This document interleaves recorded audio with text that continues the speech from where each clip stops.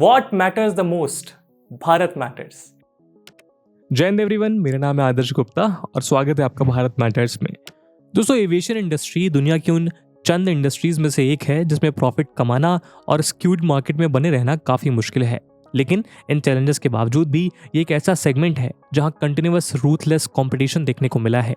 अगर हम Indian aviation industry की ही बात करें तो 1953 में नेशनलाइज हुए इंडियन एविएशन सेक्टर में पहला चेंज तब आया जब गवर्नमेंट द्वारा लाई गई 1994 की ओपन स्काई पॉलिसी ने इस सेक्टर में डोमेस्टिक सर्विसेज देने वाली इंडियन एयरलाइंस और इंटरनेशनल सर्विसेज प्रोवाइड करने वाली एयर इंडिया की मोनोपोली को खत्म कर दिया। इसके बाद इंडियन एविएशन मार्केट में एंट्री हुई जेट एयरवेज, किंगफिशर और सहारा जैसे फुल सर्विस एयरलाइन के प्राइवेट प्लेयर्स की। लेकिन इनकी एंट्री के बाद भी इंडिया में एयर ट्रैवल एक लग्जरी ही कंसीडर किया जाता था, जिस वजह से इसमें स्केलेबिलिटी और प्रॉफिटेबिलिटी का क्राइसिस बना रहता था। हालांकि जब मिड 2000s में इंडिया के एविएशन सेक्टर में spice jet, Go Air, air Asia और इंडिगो जैसे लो कॉस्ट कैरियर्स ने एंट्री की तो इन्होंने एयर टिकट्स के प्राइस को आम आदमी की पहुंच में ला दिया। अब यहाँ से इंडियन एविएशन सेक्टर को एक नए तरह का कंपटीशन दिखा। कंपटीशन बेहतर सर्विस का और खासतौर पर बेहतर से बेहतर प्राइस का। इसी फियर्स कंपटीशन ने इंडियन एविएशन इकोसिस्टम को एक ऐसा प्लेयर दिया जिसने बीते 1.5 दशक में एक पूरे गेम को ही चेंज करके रख दिया। और चेंज भी ऐसा कि आज ये इंडियन डोमेस्टिक एविएशन सर्विसेज का एस प्लेयर तो है ही, पर साथ ही में आज मार्केट एक्सपर्ट्स ये कयास लगा रहे हैं कि जल्द ही ग्लोबल लेवल पर भी ये एयरलाइन इंडिया को रिप्रेजेंट करने का काम करेगी।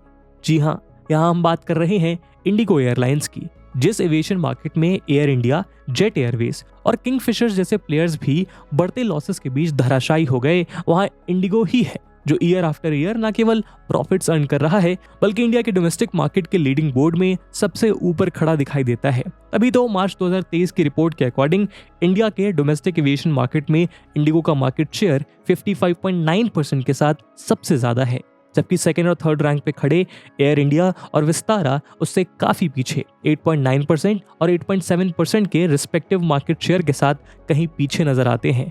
डीजीसीए द्वारा रिपोर्टेड नंबर्स के अकॉर्डिंग जहां फरवरी 2023 के महीने में इंडिगो ने 67.2 लाख पैसेंजर्स को कैरी किया, वहीं सेकंड रैंक पर रही टाटा ग्रुप की एयर इंडिया 10.76 लाख पैसेंजर्स को ही सर्व कर पाई। लेकिन अब इंडिगो अपने कदम डोमेस्टिक मार्केट से बाहर ग्लोबल मार्केट की ओर फैला रहा है, जिसके लिए बीते 1 साल से उसकी कोशिशों में लगातार तेजी देखने को मिली है।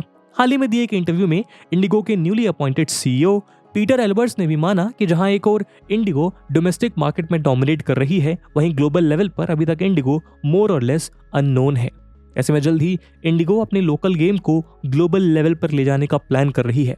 तो चलिए आज हम इंडिगो के इसी लोकल टू ग्लोबल जर्नी के फुटप्रिंट्स को ट्रेस करते हैं और ये जानने की कोशिश करते हैं कि क्या वो वाकई एक समय में ग्लोबल लेवल पर इंडिया के इंटरनेशनल कैरियर रहे एयर इंडिया को रिप्लेस करने वाली है।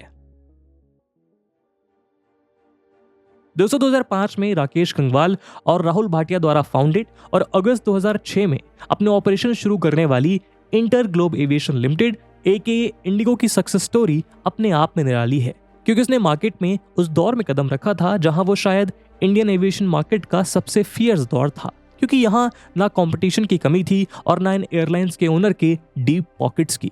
ये वो दौर था जब इंडियन एविएशन मार्केट को बेसिकली 3 प्लेयर्स डोमिनेट किया करते थे। पहला इंडियन एयरलाइंस जो अब एयर इंडिया का पार्ट है, दूसरा किंगफिशर एयरलाइंस जो लगभग 1 दशक पहले अपने ऑपरेशंस बंद कर चुका है, और तीसरा जेट एयरवेज जो आज की डेट में quarter by quarter loss pile up करता जा रहा है। लेकिन इस दौर में भी सिर्फ अपनी out of the box thinking और मेटिकुलस प्लानिंग के दम पर इंडिगो धीरे धीरे करके इन सब को पीछे छोड़ती चली गई, और इसका प्रमाण उसने मार्केट में एंटर करते ही दे दिया था। वरना सोच कर देखिए, जिस इंडिगो ने 2005 तक एक भी रूट पर अपनी एयरलाइन सर्विस लॉन्च नहीं की थी, उसने कैसे 100 एयरबस A320-200 का ऑर्डर प्लेस कर दिया था। एक न्यूली लॉन्च स्टार्टअप के लिए उस समय $6 बिलियन का इन्वेस्टमेंट करना एक अनइमेजिनेबली बोल्ड स्टेप था, लेकिन इंडिगो का प्लान रेडी था, जिसे इंप्लीमेंट करने के लिए उसे अपने प्लेन्स जल्द से जल्द चाहिए थे। एयरबस ने भी इंडिगो का पहला प्लेन 28 जुलाई 2006 में डिलीवर कर दिया, जिसके ठीक एक हफ्ते बाद 4 अगस्त 2006 में इंडिगो ने अपनी पहली उड़ान भरी। इस तरह इंडिगो ने दिल्ली टू इम्फाल वाया गुवाहाटी की अपनी इनॉग्रल सर्विस शुरू कर दी। 2006 का साल खत्म होते होते इंडिगो के पास 6 एयरक्राफ्ट्स थे और अगले साल ही उसे 9 एयरक्राफ्ट्स और डिलीवर होने वाले थे। इंडियन डोमेस्टिक एविएशन इंडस्ट्री के लिए इंडिगो का मैसेज लाउड और क्लियर था that the IndiGo is here to stay. IndiGo के लो फेयर्स और वेल थॉट एडवर्टाइजिंग कैंपेन ने ग्रेजुअली इंडिगो को इंडिया में पॉपुलर बना दिया, जिसके चलते 2010 का साल खत्म होते होते इंडिगो 17.3% के मार्केट शेयर के साथ state run carrier Air India को रिप्लेस करके किंगफिशर एयरलाइंस और जेट एयरवेज के बाद इंडिया की 3rd लार्जेस्ट एयरलाइन बन गई। इसके ठीक एक साल बाद यानी 2011 में इंडिगो ने एक और मेजर लीप ले लिया, जहां उसने एक बार फिर 180 एयरबस A320 एयरक्राफ्ट्स का ऑर्डर प्लेस कर दिया। इसकी total cost 15 billion US dollar थी। यही नहीं, 2011 में ही इंडिगो ने अपने इंटरनेशनल ऑपरेशंस भी स्टार्ट कर दिए। वहीं फरवरी 2012 में इंडिगो ने अपने फ्लीट में 50th एयरक्राफ्ट इंट्रोड्यूस किया और मार्च 2012 का क्वार्टर खत्म होते होते इंडिगो इंडिया की मोस्ट प्रॉफिटेबल एयरलाइन बन चुकी थी। ताज्जुब की बात यह थी कि जहां 2008 की ग्लोबल रिसेशन और इसी दौरान एविएशन फ्यूल प्राइसेस में आए ग्लोबल राइसेस और लो ऑक्यूपेंसी की वजह से बाकी एयरलाइंस लॉस में डूबती जा रही थी, वहीं इंडिगो ने 2009 के बाद से ही लगातार प्रॉफिट्स रजिस्टर करने शुरू कर दिए थे, जो आज तक जारी है। 17 अगस्त 2012 को यानी अपने ऑपरेशनल होने के 6 साल के अंदर ही इंडिगो मार्केट शेयर के मामले में जेट एयरवेज को पछाड़ते हुए इंडिया की लार्जेस्ट एयरलाइन बन गई। लेकिन इंडिगो सिर्फ इतने पर कहां रुकने वाली थी। जनवरी 2013 में IndiGo Indonesian airline Lion Air के बाद एशिया की 2nd fastest growing low cost carrier बनकर उभरी। वहीं मार्च 2014 के बाद से ही सीट्स फ्लोन के मामले में इंडिगो एशिया की 2nd लार्जेस्ट लो कॉस्ट कैरियर बनी हुई है। अपनी सक्सेस के बलबूते ही अक्टूबर 2015 में इंडिगो ने 380 मिलियन US डॉलर का IPO यानी इनिशियल पब्लिक ऑफर भी लॉन्च की थी। लेकिन हर गुजरते साल के साथ इंडिगो अपने ही बनाए हुए रिकॉर्ड्स को तोड़ता जा रहा है। तभी तो जहां एक और साल दर साल इंडिगो अपनी ऑपरेटिंग फ्लीट और एयरक्राफ्ट के प्लेस्ड ऑर्डर्स में बढ़ोतरी करता जा रहा है, तो वहीं दूसरी ओर एडवर्स मार्केट कंडीशंस में उसका प्रॉफिट्स बरकरार है। इसी के चलते दिसंबर 2019 में इंडिगो भारत की वो पहली एयरलाइन बन गई जो डेली 1500 फ्लाइट्स ऑपरेट करती है। साथ ही इसी साल इंडिगो फ्लीट साइज के मामले में इंडिया की लार्जेस्ट एयरलाइन भी बन गई। अगर हम मार्च 2023 की स्थिति को देखें तो इंडिगो के पास 300 से भी ज्यादा एयरक्राफ्ट्स की फ्लीट है, जो कि भारत और अब्रॉड मिलाकर 60 डेस्टिनेशंस को कवर करती है। अभी हाल ही में इंडिगो ने बीते सारे रिकॉर्ड्स को तोड़ते हुए एयरलाइन इंडस्ट्री का बिगेस्ट क्वार्टर प्रॉफिट भी अर्न किया है, जिसमें पहली बार किसी एयरलाइन ने एक क्वार्टर में 15,000 करोड़ से ज्यादा का रेवेन्यू अर्न किया है। लेकिन इस सब के बीच प्रश्न ये उठता है कि आखिर इंडिगो ने ये अनइमेजिनेबल सक्सेस हासिल कैसे की। अगर हम इंडिगो के बिजनेस प्लान पर गौर करें तो हम पाएंगे कि आज वो जिस मुकाम पर है उसके लिए बनाई गई फुल प्रूफ स्ट्रेटजी इसके एस्टैब्लिशमेंट के साथ ही शुरू हो गई थी। असल में जब 2005 में इंडिगो ने इंडियन एविएशन सेक्टर में कदम रखा तो वो अपने साथ एक इनोवेटिव मॉडल भी लेकर आया, जो यूं तो हमेशा से एविएशन सेक्टर में यूज होता रहा है, लेकिन इसी मॉडल के इफेक्टिव और एफिशिएंट इंप्लीमेंटेशन ने इंडिगो को वो किक स्टार्ट दी जिसकी उसे सबसे ज्यादा जरूरत थी। ये मॉडल था sale and lease back model. ये मॉडल कैसे इंडिगो के काम आया, चलिए हम इसके बारे में भी समझते हैं। जैसे कि हमने आपको बताया था कि इंडिगो ने अपनी फ्लाइट सर्विस की शुरुआत करने के पहले ही एयरबस से 500 एयरक्राफ्ट का ऑर्डर प्लेस कर दिया था। दरअसल जिस दौर में इंडिगो ने ये ऑर्डर प्लेस किया था उस समय इंडियन मार्केट में एयरबस की रेपुटेशन अच्छी नहीं थी, जिसके लिए पास्ट में हुए एयरबस एयरक्राफ्ट के मल्टीपल क्रैशेस जिम्मेदार थे। अब इसके चलते इंडियन एविएशन मार्केट के दूसरे प्लेयर एयरबस के प्राइम कॉम्पिटिटर बोइंग से ही एयरक्राफ्ट खरीद रहे थे। ऐसे में एयरबस अपनी बेटर टेक्नोलॉजी के साथ इंडियन मार्केट में आने के लिए डेस्परेट था और उसे ये मौका दिया इंडिगो के एम्बिशियस प्लान ने। अब इंडिगो के इस भारी भरकम ऑर्डर साइज के चलते एक्सपर्ट्स मानते हैं कि इंडिगो ने एयरबस से एक भारी भरकम डिस्काउंट भी लिया होगा। अब मान लीजिए कि वो डिस्काउंट 50% का था, तो टिपिकली $110 मिलियन का मिलने वाला A320 एयरक्राफ्ट इंडिगो को $55 मिलियन में मिला। मगर यह भी साफ है कि एयरबस 100 प्लेन्स तो एक साथ डिलीवर नहीं कर सकता और रिपोर्ट्स के मुताबिक इंडिगो को पहला प्लेन जुलाई 2006 में मिला। इसके बाद कुछ वीक्स और मंथ के डिफरेंसेस पर ही उसने बाकी के प्लेन्स मिलते गए। अब मान लीजिए एयरबस ने $55 मिलियन के रेट पर इंडिगो को 20 एरोप्लेन्स दिए, जिसे लेने के लिए इंडिगो ने 5% का डाउन पेमेंट एयरबस को दे दिया। लेकिन इसके बाद जब एयरबस ने अपना A320 इंडिगो को डिलीवर किया तो इंडिगो ने उसे रखने के बजाय BOC एविएशन जैसी लीजिंग कंपनीज को बेच दिया। लेकिन ये डील $55 मिलियन के एक्चुअल रेट पर नहीं बल्कि $60 मिलियन या $65 मिलियन के रेट पर हुई। ऐसे में इंडिगो ने हर डिलीवर्ड एयरक्राफ्ट पर 5 मिलियन से 10 मिलियन डॉलर का प्रॉफिट अर्न कर लिया। लेकिन इंडिगो एविएशन मार्केट में केवल मीडिएशन करके प्रॉफिट अर्न करने थोड़ी आया था। ऐसे में लीजिंग कंपनीज को बेचे हुए एयरबस एयरक्राफ्ट्स को इंडिगो ने लीज बैक कर लिया, जिसके अंडर वो आने वाले 5 से 6 सालों तक इन न्यूली डेवलप्ड प्लेन्स को एक स्पेसिफिक अमाउंट पर बीओसी एविएशन से लीज लेकर ऑपरेट करता रहा, जबकि लीज पीरियड खत्म हो जाने पे ये प्लेन्स बीओसी एविएशन को रिटर्न कर दिए जाते थे। इस बीच इंडिगो अपने ऑपरेशन कॉस्ट से प्रॉफिट अर्न करके एयरबस के बचे हुए 95% अमाउंट का पेमेंट भी टाइमली कर देता था। इस मॉडल को फॉलो करके न केवल इंडिगो एडिशनल प्रॉफिट्स अर्न कर रहा था, बल्कि इससे उसकी बैलेंस शीट भी एक्यूरेट और कैश फ्लो करता रहता था। यही नहीं, इसने इंडिगो की टैक्स लायबिलिटी को भी कम कर दिया। साथ ही जहां लीज एयरक्राफ्ट का इंडस्ट्री एवरेज 40 से 50% था, इंडिगो 80% से ज्यादा एयरक्राफ्ट्स इसी मॉडल के बेसिस पर ऑपरेट कर रहा था। लेकिन धीरे धीरे करके अपने एक्सपीरियंस और पॉकेट साइज के अकॉर्डिंग इंडिगो ने अपने इस मॉडल में भी बदलाव किए और इस मॉडल पर डिपेंडेंट रहने के बजाय अपनी इनोवेटिव ऑपरेशनल स्ट्रेटजी से अर्निंग पर फोकस किया। पर क्या है वो इनोवेटिव ऑपरेशन स्ट्रेटजी? आइए अब हम उसे भी जान लेते हैं। तो जैसा हमने देखा कि इंडिगो ने अपनी शुरुआत एयरबस के A320 से की और मजे की बात यह है कि वो रिसेंट ईयर्स तक प्राइमरीली इसी एयरक्राफ्ट पे स्टिक रहा। ऐसे में इंडिगो का लगभग पूरा फ्लीट एयरबस के A320 CEO एंड NEO से बना हुआ था, जो कि primarily V2500 A5 type engine से फिटेड था। एक जैसे एयरक्राफ्ट यूज करने की वजह से इंडिगो के लिए अपने स्टाफ को ट्रेन करने से लेकर शेड्यूलिंग की फ्लेक्सिबिलिटी को मेंटेन करना आसान हो गया। साथ ही एक जैसे एयरक्राफ्ट्स को सर्विस और मेंटेन करना भी हैसल फ्री था। इससे एक फ्लाइट के प्रिपरेशन टाइम और टर्न अराउंड टाइम में भी कमी आती है। सेल एंड लीजबैक मॉडल की वजह से इंडिगो की फ्लीट हमेशा न्यूली इंट्रोड्यूस्ड प्लेन से बनी होती थी। ऐसे में एवरेज फ्लीट एज के कम होने से इनमें maintenance cost, wear and tear और दूसरे ऑपरेशनल एक्सपेंसेस भी कम होते थे। साथ ही न्यू प्लेन्स की वजह से यूजर एक्सपीरियंस और फीडबैक भी अच्छा रहता था। इसके अलावा इंडिगो अपने इफेक्टिव रूट प्लानिंग के लिए भी जाना जाता है, जहां वो करंटली पॉपुलर रूट्स के साथ साथ पोटेंशियली पॉपुलर रूट्स को आइडेंटिफाई करके वहां एग्रेसिव प्राइसेस पे अपने फ्लाइट्स को ऑपरेट करता है, जिस वजह से इन रूट्स पे उसके कस्टमर्स तेजी से बढ़ते हैं। एरोप्लेन जर्नी की ड्रीम को मिडिल क्लास के रीच तक पहुंचाने के लिए इंडिगो ने फ्यूल सेविंग से लेकर फ्रिल प्राइस कटिंग तक सारे मेजर यूज किए। यही कारण है कि इंडिगो को मिडिल क्लास का प्लेन भी कहा जाने लगा। ऐसे लो कॉस्ट ऑपरेशंस के बीच भी अपनी प्रॉफिटेबिलिटी बनाए रखने के लिए इंडिगो ने अपने एयरलाइंस में केवल इकोनॉमी सीट्स की ही फैसिलिटी दी। इसका फायदा ये हुआ कि ना तो उसे वीआईपीज को केटर करने की जरूरत पड़ी और ना ही एयरपोर्ट्स पर एक्सपेंसिव लाउंजेस को मेंटेन करने की। साथ ही इंडिगो ने इन फ्लाइट एंटरटेनमेंट से लेकर कॉम्प्लीमेंट्री मील्स तक को एलिमिनेट कर दिया, जिससे उनके एक्सपेंसेस बेयर मिनिमम तक रिड्यूस हो गए। मगर इसका मतलब ये बिल्कुल नहीं था कि इंडिगो की सक्सेस को केवल मिडिल क्लास ने फ्यूल किया।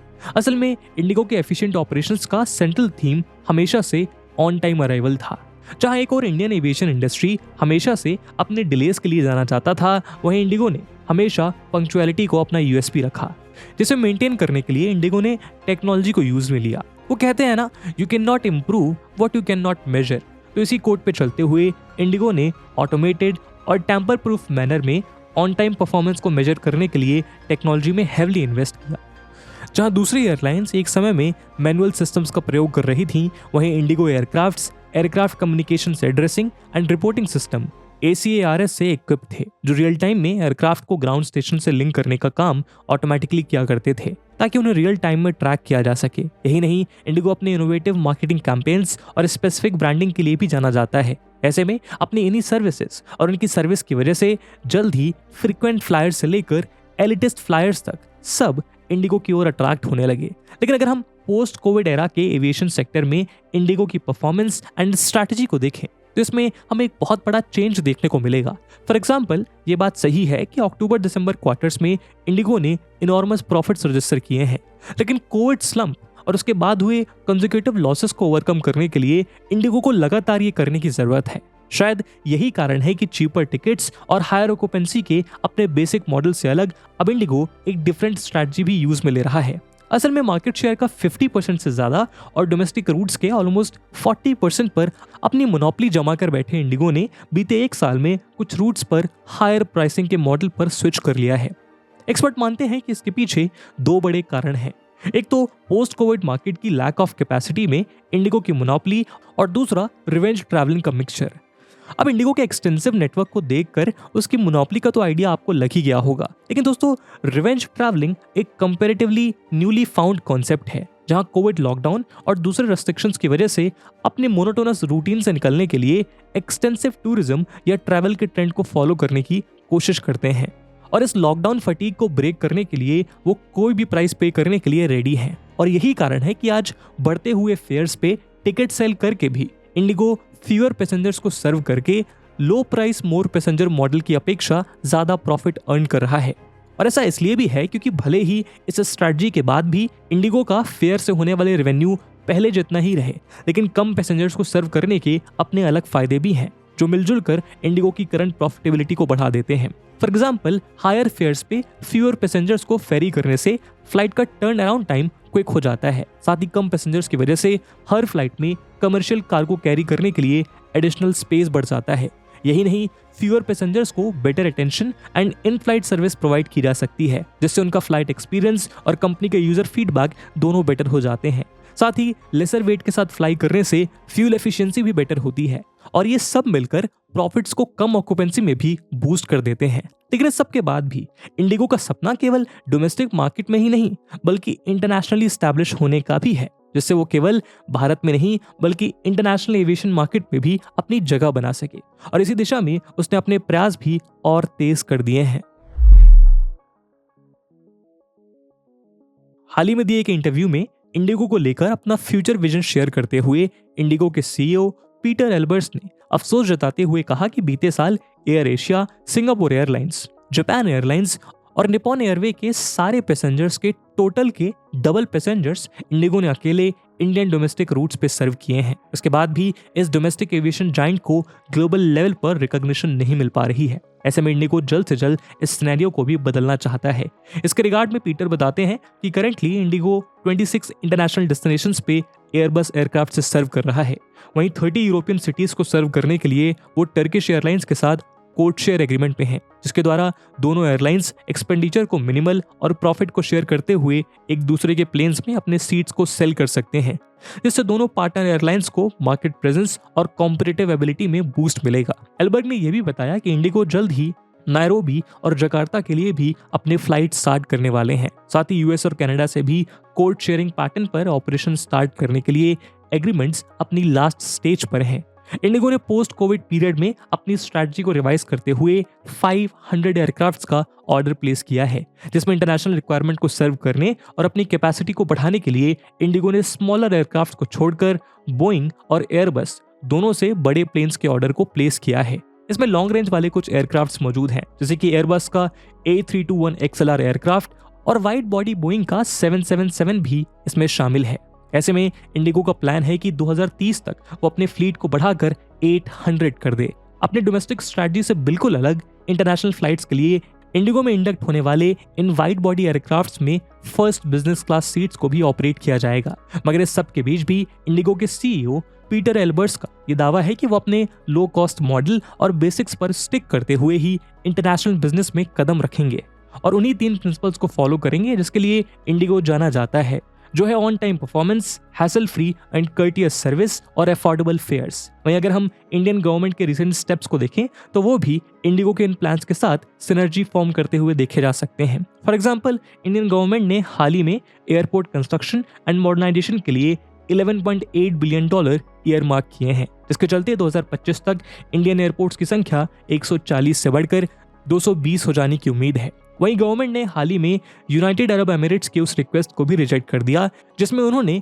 गल्फ कैरियर्स में इंडियन पैसेंजर्स के लिए ऑफर की जाने वाली वीकली सीट्स को 66,000 से बढ़ाकर 1,16,000 करने की रिक्वेस्ट की थी। जाहिर सी बात है कि इंडियन गवर्नमेंट भी यही चाहती है कि इंडियन एयरलाइंस ज्यादा से ज्यादा डायरेक्ट इंटरनेशनल फ्लाइट्स ऑपरेट करें, जिससे उन्हें इंटरनेशनली ग्रो होने का मौका मिले। लेकिन यहाँ भी इंडिगो का सबसे स्ट्रॉन्ग कॉम्पिटिटर एयर इंडिया ही है। जी हाँ, अगर हम इंडिया के सिविल एविएशन रेगुलेटर के डेटा पे नजर डालें तो हम पाएंगे कि जहां डोमेस्टिक फ्लाइट्स में इंडिगो ने एयर इंडिया से डबल पैसेंजर्स को सर्व किया है, वहीं बीते साल इंडिगो ने 7.42 मिलियन इंटरनेशनल पैसेंजर्स को फ्लाई किया। वहीं एयर इंडिया ने 10.67 मिलियन इंटरनेशनल पैसेंजर्स को सर्व किया।